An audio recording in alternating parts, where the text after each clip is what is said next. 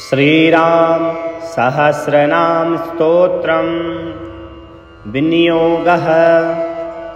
ओम अस्य श्री राम सहस्रनाम स्तोत्र महामंत्रस्य भगवन् ईश्वर ऋषिः अनुष्टुप् छन्दः। श्रीरामः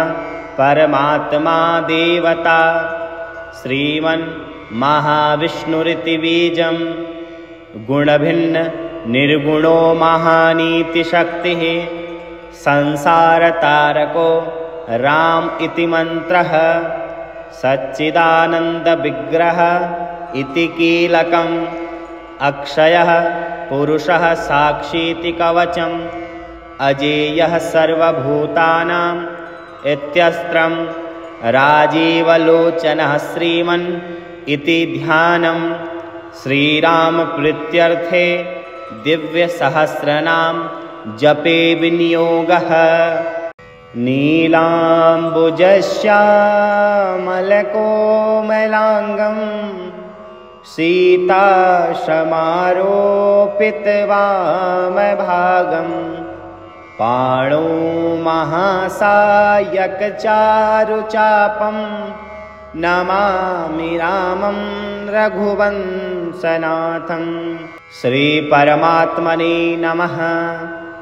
अथ स्तोत्रम्। राजीवलोचनः श्रीमान् श्रीरामो रघुपुङ्गवः रामभद्रः सदाचारो राजेन्द्रो जानकीपतिः अग्रगण्यो वरेण्यश्च वरदः परमेश्वरः जनार्दनो जितामित्रः परार्थेकप्रयोजनः विश्वामित्रप्रियो दान्तः शत्रुजिच्छत्रुतापनः सर्वज्ञः सर्वदेवादि शरण्यो वालिमर्दनः ज्ञानभाव्यो परिच्छेद्यो वाग्मी सत्यव्रतः शुचिः ज्ञानगम्यो दृढप्रज्ञः खरध्वंसी प्रतापवान् द्युतिमानात्मवान् वीरो जितक्रोधो अरिमर्दनः विश्वरूपो विशालाक्षः प्रभु परिव्रलो दृढः एषः खड्गधरः श्रीमान् कौसलेयो नसूयकः विपुलांशो महोरस्कः परमेष्टिपरायणः सत्यव्रतः सत्यसङ्गो गुरुः परमधार्मिकः लोकज्ञो लोक्यवध्यश्च लोकात्मा लोककृत्परः अनादिभगवन् सेव्यो जितमायो रघुद्वः रामो दयाकरो दक्षः सर्वज्ञः सर्वपावनः ब्रह्मण्यो नीतिमान् गोप्ता सर्वदेवमयो हरिः सुन्दरः पीतवासाश्च सूत्रकारः पुरातनः सौम्यो महर्षिको दण्डे सर्वज्ञः सर्वकोविदः कवि सुग्रीववरदः सर्वपुण्याधिप्रदः भव्यो जितारिसंवर्गो महोदारो घनासनः सुकीर्तिरादिपुरुषः कान्तः पुण्यकृतागमः अकल्मषश्चतुर्बाहु सर्वावासो दुराशदः स्मितभासी निवृत्तात्मा स्मृतिमान वीर्यवान् प्रभु धीरो दान्तो घनश्यामः सर्वायुधविशारदः अध्यात्मयोगनिलयः सुमना लक्ष्मणाग्रजः सर्वतीर्थमयं शूरः सर्वयज्ञफलप्रदः यज्ञस्वरूपी यज्ञेशो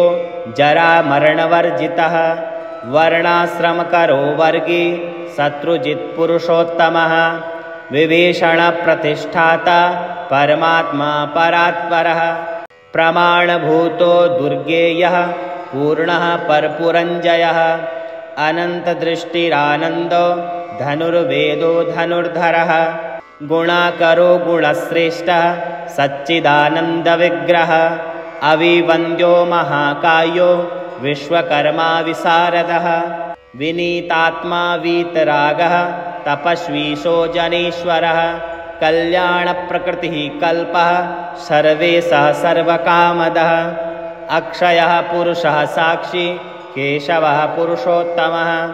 लोकाध्यक्षो महामायो विभीषणवरप्रदः आनन्दविग्रहो ज्योतिर्हनुमत्प्रभुरव्ययः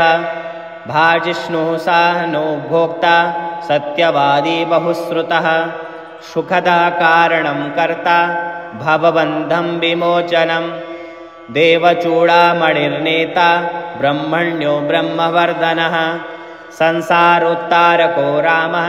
सर्वदुःखविमोक्षकृत् विद्वत्तमो विश्वकर्ता विश्वहर्ता च विश्वधृत् नित्यो नियत्कल्याणः सीताशोकविनाशकृत् काकुत्स्थपुण्डरीकाक्षो विश्वामित्रभयापः मारीचमथनो रामो विराघवपण्डितः दुःस्वप्ननाशनो रम्यः किरीटीत्रिदशाधिपः महाधनुर्महाकायो भीमो भीमपराक्रमः तत्स्वरूपी तत्त्वज्ञः तत्त्ववादी सुविक्रमः भूतात्मा भूतकृत्स्वामी कालज्ञानी महापटुः अनिर्विष्णो गुणग्राही निष्कलङ्कः कलङ्कः स्वभावभद्रशत्रुघ्नः केशवस्ताणुरीश्वरः भूतादिशम्भुरादित्यः स्तविष्टः शाश्वतो ध्रुवः कवची कुण्डली चक्री खड्गी भक्तजनप्रियः अमृत्युर्जन्मरहितः सर्वजित् सर्वगोचरः अनुत्तमो प्रमेयात्मा सर्वादिगुणसागरः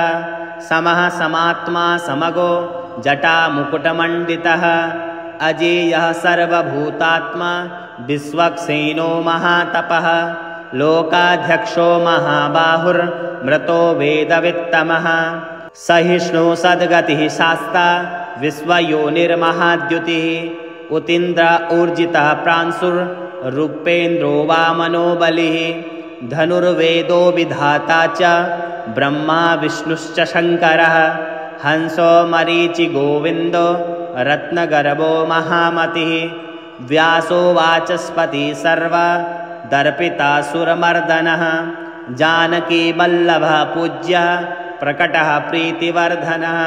सम्भवो अतीन्द्रियो वेद्यो निर्देशो जामवत्प्रभु मदनो मथनो व्यापी विश्वरूपो निरञ्जनः नारायणोऽग्रणीर्साधुर्जटायुर्प्रीतिवर्धनः नेकरूपो जगन्नाथ सुरकायहितं स्वयंभुः जितक्रोधो जितारातिः प्लवगाधिपराजयत् वसुधः सुभुजो नेका मायो भव्यप्रमोदनः चण्डासु सिद्धिदः कल्पः शरणागतवत्सलः अगदो रोगहर्ता च मन्त्रज्ञो मन्त्रभावनः सौमित्रीवत्सलो धुर्यो व्यक्ता व्यक्तस्वरूपधृक् वसिष्ठो ग्रामणी श्रीमान् अनुकूलः प्रियङ्वदः अतुलः सात्विको धीरः सरासनविशारदः ज्येष्ठः सर्वगुणोपेतः शक्तिमास्ताटकान्तकः वैकुण्ठः प्राणिना प्राणः कमठः कमलापतिः गोवर्धनधरो मत्स्य रूपः कारुण्यसागरः कुम्भकर्णप्रभेत्ता च गोपी गोपालसम्वृतः मायावी स्वापनो व्यापी रेणुकेयबलापः पिनाकमथनो वन्द्यः समर्थो गरुडध्वजः लोकत्रयाश्रयो लोक भरितो भरताग्रजः श्रीधरः सद्गतिर्लोक साक्षी नारायणो बुधः मनोवेगी मनोरूपी पूर्णः पुरुषपुङ्गवः यदुश्रेष्ठो यदुर्पतिर्भूतावासः सुविक्रमः तेजोधरो धराधारश्चतुर्मूर्तिर्महानिधिः चारूरमर्दनो दिव्यः शान्तो भरतवन्दितः शब्दातिगो गम्भीरात् कोमलाङ्गः प्रजागरः लोकगर्भः शेषसायी क्षीराब्धिनिलयोमलः आत्मयोनिर्दीनात्मा सहस्राक्षः सहस्रपात् अमृतासुरमहागर्भो निवृत्त्या विषयस्पृहः त्रिकालज्ञो मुनिः साक्षी विहाय शकते कृतिः पर्जन्यः कुमुदो भूता वासः कमललोचनः श्रीवत्सवक्षा श्रीवासो वीरः लक्ष्मणाग्रजः लोकाभिरामो लोकारिमर्दनः सेवकप्रियः सनातनतमो मेघ श्यामलो राक्षसात्कृत दिव्यायुधधरः श्रीमान् प्रमेयो जितेन्द्रियः भूदेववन्द्यो जनक प्रियकृत्प्रपितामहः उत्तमः सात्विकः सत्यसङ्गस्त्रिविक्रमः सुब्रतः सुलभः सूक्ष्मः सुघोषः सुखदा सुधीः दामोदरोच्युतः सारङ्गी वामनो मथुराधिपः देवकी नन्दनः सौरी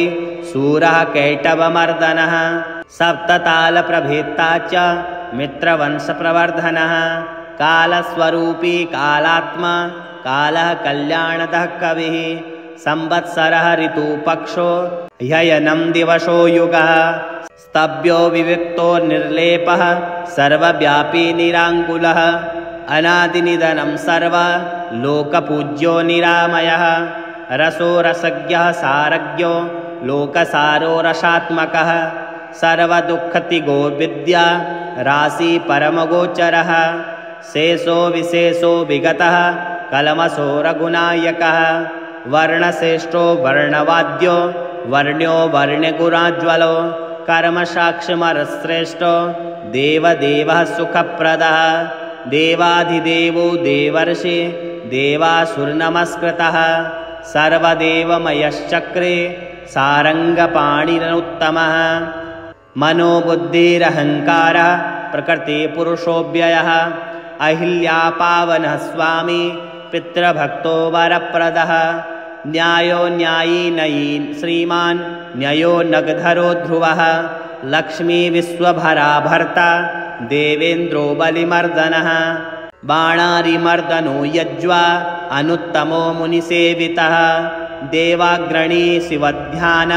तत्परः परमः परः सामगानप्रियो क्रूरः पुण्यकीर्तिसुलोचनः पुण्यः पुण्याधिका पूर्व पुण्यः पूरयिता रविः जटिलः कलमसाध्वान्त प्रभञ्जनविभावसुः अव्यक्तलक्षणो व्यक्तो दशास्य द्वीपकेसरी कलानिधि कलारूपो कमलानन्दवर्धनः जयोजितारि सर्वादि समनुभवभञ्जनः अलङ्करेष्णु प्रचलो रोचिष्णु विक्रमोत्तमः अंशुशब्दपति शब्द गोचरो रञ्जनो रघुः निःशब्द प्रणवो माली स्थूला सूक्ष्मो विलक्षणः आत्मयोनिर्योनिश्च सप्तजिह्वसहस्रपात् सनातनतमस्त्रग्वी पेशलो जविनाम्बरः शक्तिमान् शङ्खभृन्नाथ गदा पद्मरथाङ्गभृत् निरीहो निर्विकल्पश्च चिद्रूपो वित्तसाध्वसः शताननः सहस्राक्ष शतमूर्तिर्घनप्रभा हृतपुण्डरीकशयनः कठिनो द्रव एव च उग्रो गृहपति कृष्णो समर्थो अनर्थनाशनः अधर्मशत्रुरक्षोघ्न पुरुहूतः पुरुष्टुतः ब्रह्मगर्भो बृहद्गर्भो धर्मधेनुर्धनागमः हिरण्यगर्भो ज्योतिष्मान् सुल्ललाटः सुविक्रमः शिवपूजारतः श्रीमान् भवानी प्रियकृद्वसी नरो नारायणः श्यामः कपर्दी नीललोहितः नरो नारायणः श्यामः कपर्दी नीललोहितः रुद्रः पशुपतिस्ताणुर्विश्वामित्रो द्विजेश्वरः मातामहो मातरिश्वा विरिञ्चो विष्टरस्रवा अक्षोभ्य सर्वभूतानां चण्डः सत्यपराक्रमः वालखिल्यो महाकल्पः कल्पवृक्षः कलाधरः निदाघस्तपनो मोघ लक्षणः परबलाप्रहेत् कबन्धमथनो दिव्यः कम्बुग्रीवः शिवप्रियः शङ्खो नीलः सुनिष्पन्नः सुलभः शिशिरात्मकः अंशसृष्टोतिथिसूरः प्रमाथी पापनाशकृत् वसुस्रवाकव्यवाह प्रतप्तो विश्वभोजनः रामो नीलोत्पलश्यामो ज्ञानस्कन्दो महाद्युतिः पवित्रपादपापारिर् मणिर्पूरो नभो गतिः उत्तारणो दुष्कृतिः दुर्घोषो दुस्सहो भयः अमृतेशो अमृतवपुर्धर्मी धर्मकृपाकरः भर्गो विवस्वाननादित्यो योगाचार्यो दिवस्पतिः उदारकीर्तिरुद्योगी वाङ्मयः सन्मयः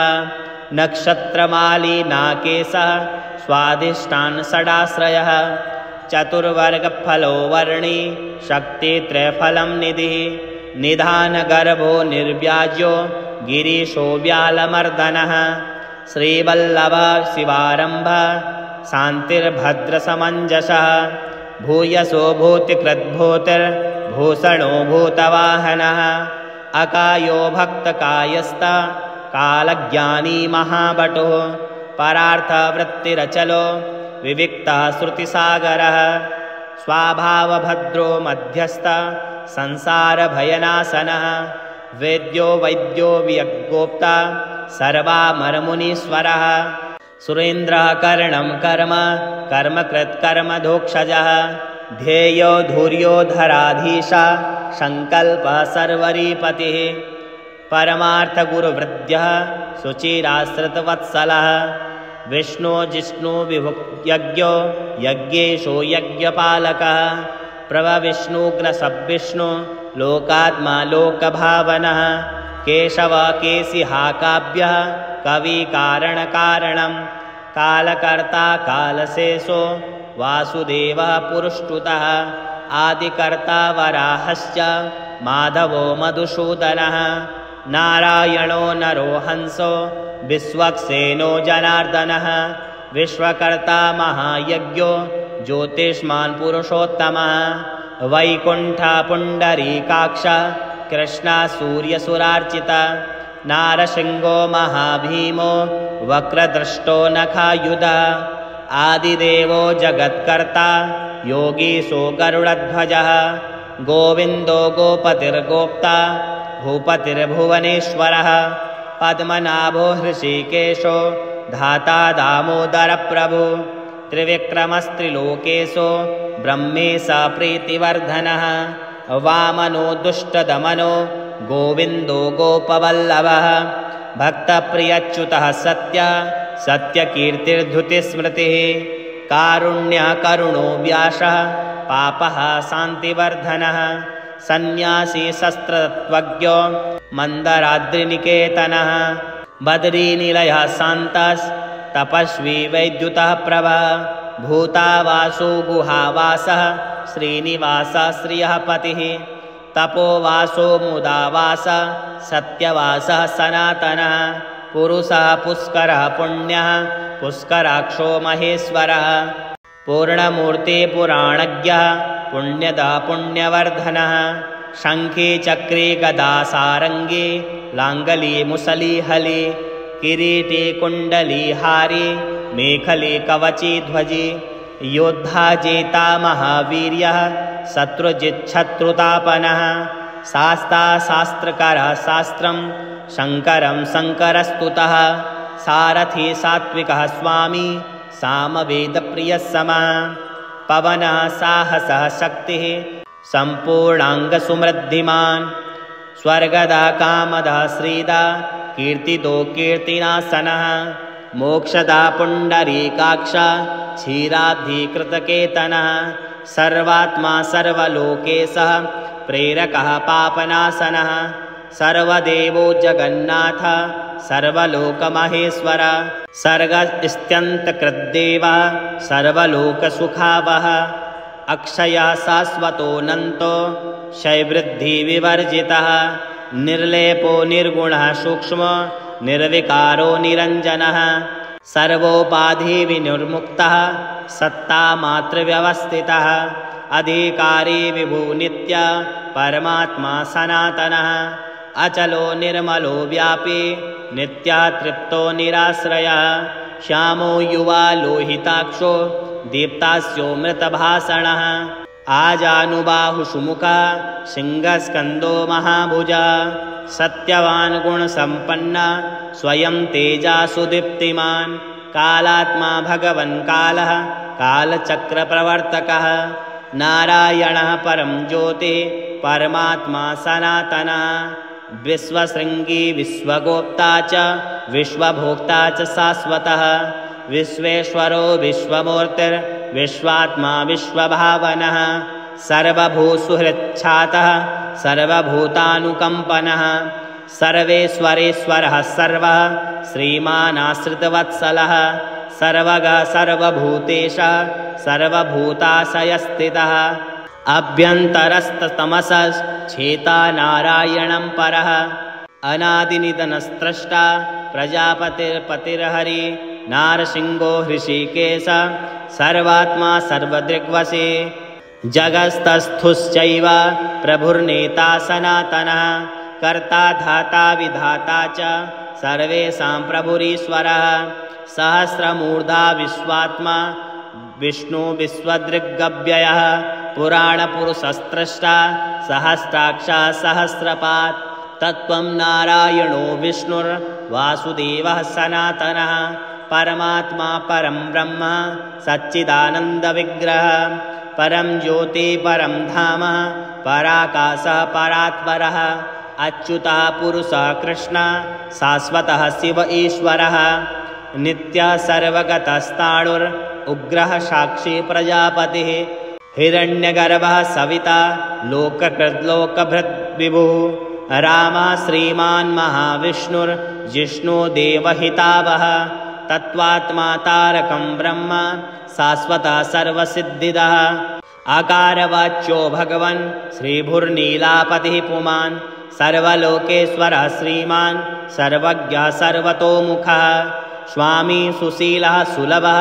सर्वज्ञः सर्वशक्तिमान् नित्यः सम्पूर्णकामश्च नैसर्गिकसुहृत्सुखी कृपापीयूषजलधि शरण्यः सर्वदेहिनां श्रीमन्नारायणः स्वामी जगतां पतिरीश्वरः श्रीशाशरण्यो भूतानां संसृताभीष्टदायकः अनन्तः श्रीपतिर्रामो गुणभिन्नुर्गुणो महान् इति आनन्दरामायणे वाल्मीकये श्रीरामसहस्रनामस्तोत्रं सम्पूर्णम्।